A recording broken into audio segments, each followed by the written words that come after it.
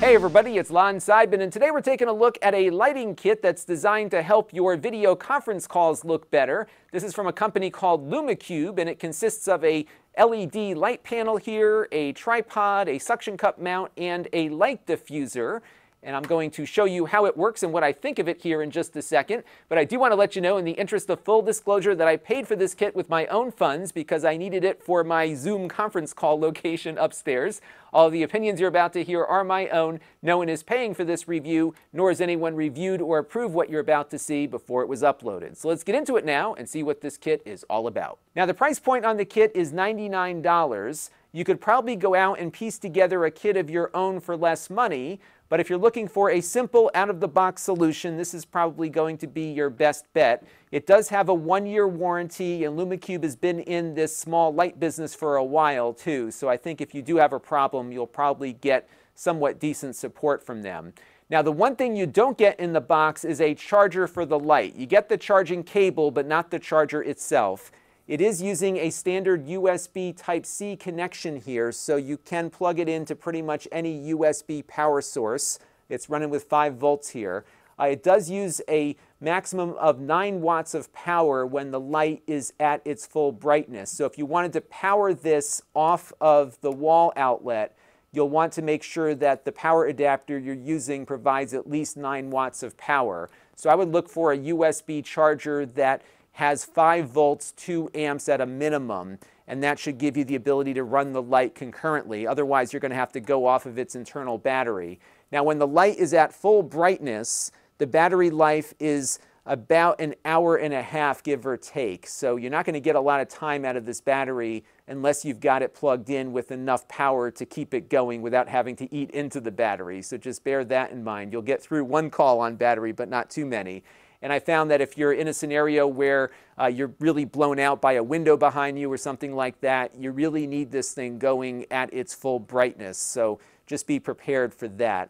You do have a number of settings here on the light. So when you turn it on, by default, this little dial here on the side will make it brighter or less bright. And it will go up or down in 10% increments here, at least until you get to the bottom. And then if you hit the button here, which is also the power button, you can adjust the color temperature of the light. So it goes from about 5600K here to 3200K for a warmer image. So if you want really warm, you go to 3200. If you want something really cold, you go up to 5600. And then you can also kind of set it someplace in the middle for a more balanced look. I found that a lot of webcams tend to adjust the white balance on their own. So as you're moving this dial up and down, depending on who makes your webcam, you might see less of an impact by setting that white balance setting there, but you do have the ability to adjust things. It's pretty nice here, pretty simple to use. And then when you want to turn it off, you just hold the button down for a few seconds and it will switch off. Now, the diffuser here is just like a silicone thing. It feels like a cheap phone case. And it goes over the top of the light here to soften up the image. So if you're seeing that the light is a little bit too harsh on you, this might make it look a little bit better. The one issue that you're going to have with this is that although the light is bright, it's not very big. So it doesn't work so well when it gets further back from you. So you have to really, I think, adjust the brightness to get the right setting for whatever you're trying to set up in your particular conference call environment. If you wanted something more robust, you'll need to go into the broadcast lighting category to get something a little bit better. It does have 2 tripod mounts on it. So you've got one here for going horizontally. You can also mount it vertically by using the mount over here.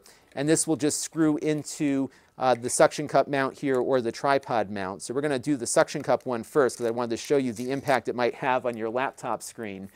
So let me get this thing adjusted here and we'll attach it to my MacBook and we'll see how it holds up. All right, I've got the suction cup here mounted to the back of my MacBook Air, and I got to say, this thing does not give up. It is super strong. Even when you release it, you've really got to put a lot of force on it to get it off.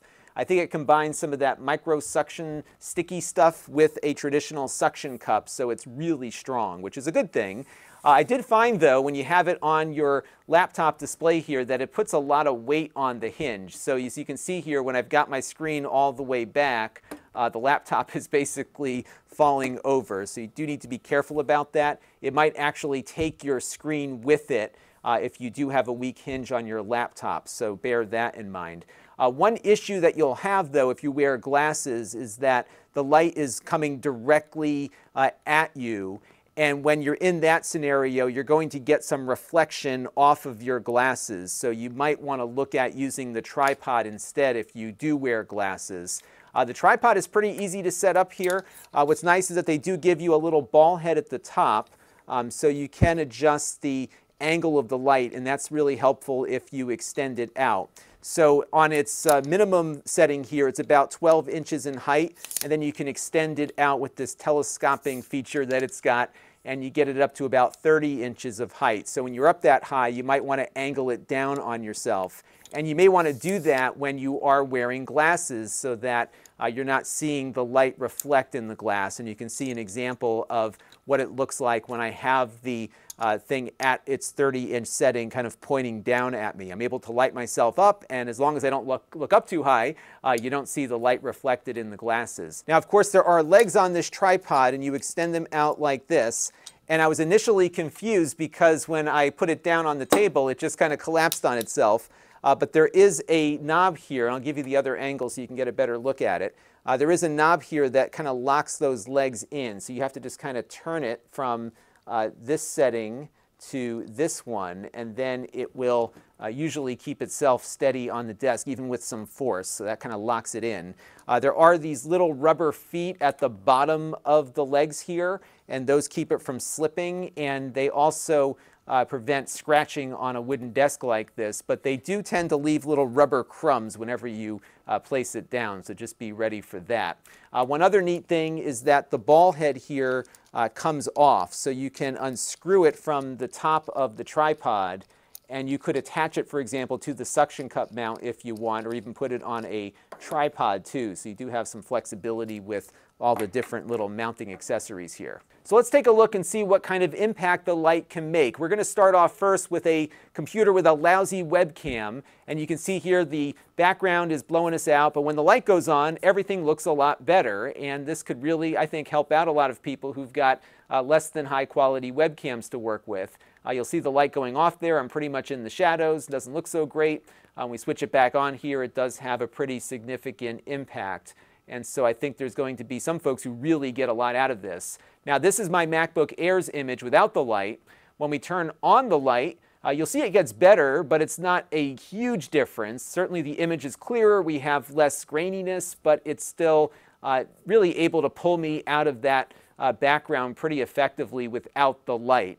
So this is one of those situations where your mileage will vary based on whatever computer you're using or whatever webcam you're using to conduct your web calls. But if you're in a very dark room, this will make a difference for everybody, and you just need to adjust the brightness level to get to a point that looks the best for the call that you're on. Now, I did see some Amazon reviews saying that it was shutting itself off after about an hour of use due to overheating. I left mine on at 100% for about 4.5 hours, and it did not shut off at all. It was able to stay on throughout. So I don't know if they were working with an older version of it or something, but I had no issues over longer durations with this. I think if you're looking for something for video production, you'll probably want a larger panel to work with, but for video conferencing, this works pretty nicely, especially if you're going to be pretty close to the light. And if you're looking for an out-of-the-box solution, this might be a good way to get your lighting situation resolved without having to hunt around for a whole bunch of different stuff. Pretty convenient, but again, you could probably piece something similar together for less money if you have the time to shop. That's going to do it for now. Until next time, this is Lon.TV. Thanks for watching. This channel is brought to you by the Lon.TV supporters, including gold level supporters Brian Parker, Jim Peter, Tom Albrecht, Frank Lewandowski, Mark Bollinger, and Chris Allegretta. If you want to help the channel, you can by contributing as little as $1 a month.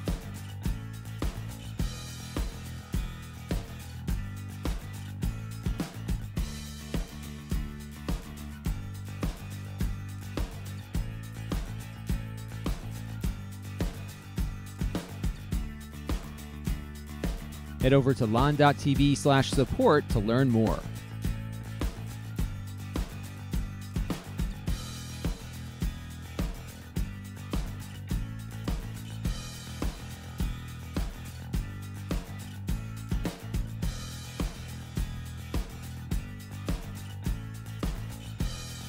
And don't forget to subscribe. Visit Lon.TV/s.